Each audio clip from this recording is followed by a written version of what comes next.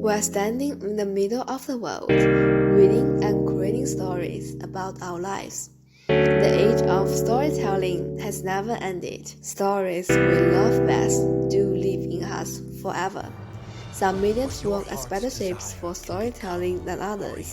One of these is animation. In the book of Understanding Animation, Paul Wells points out the storytelling technique of metaphor and its power to make meanings unique. Writer Jane Hutchfield has once taught a lesson of metaphor to give words a way to go beyond their own meaning. She mentions the Chicago poet Carl Sandburg's writing of "The fog comes on little cat feet. It sees looking over harbor on silent hunches," and then moves on. She explains the fog is being described as a cat, but claims a good metaphor isn't a puzzle. It's a way to let you feel and know something differently. When you, as a storyteller in animation, trying to use that technique and make meanings for your story, sometimes it's just like a puzzle while you don't know where to get started. Animations are not only words, but a visual world. Let's assess it in an easier way. The American philosopher George Lakoff, best known of his thesis that our lives are significantly influenced by the conceptual metaphors, he has given us a hint to view the metaphor as a cognitive process.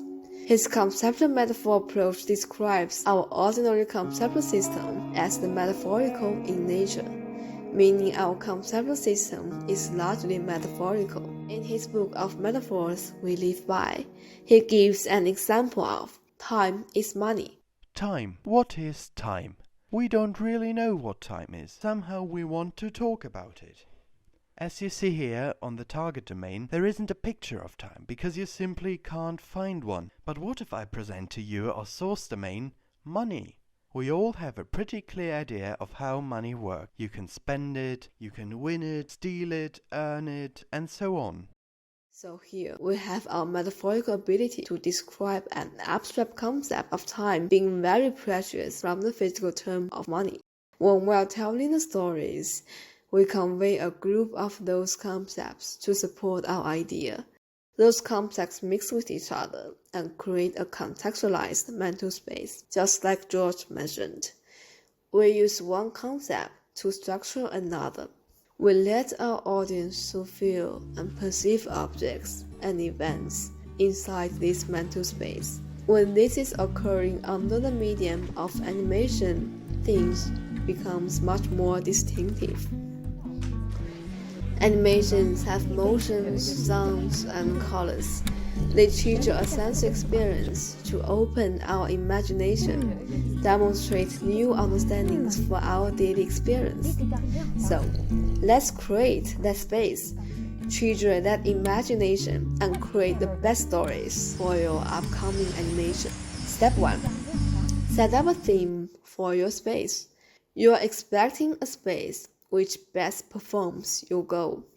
If you are making a space to promote a cake named Pink Lady for a group of young girls, you are hoping an engaging story arousing the hormonal blast of adolescence and satisfies our desire for romance.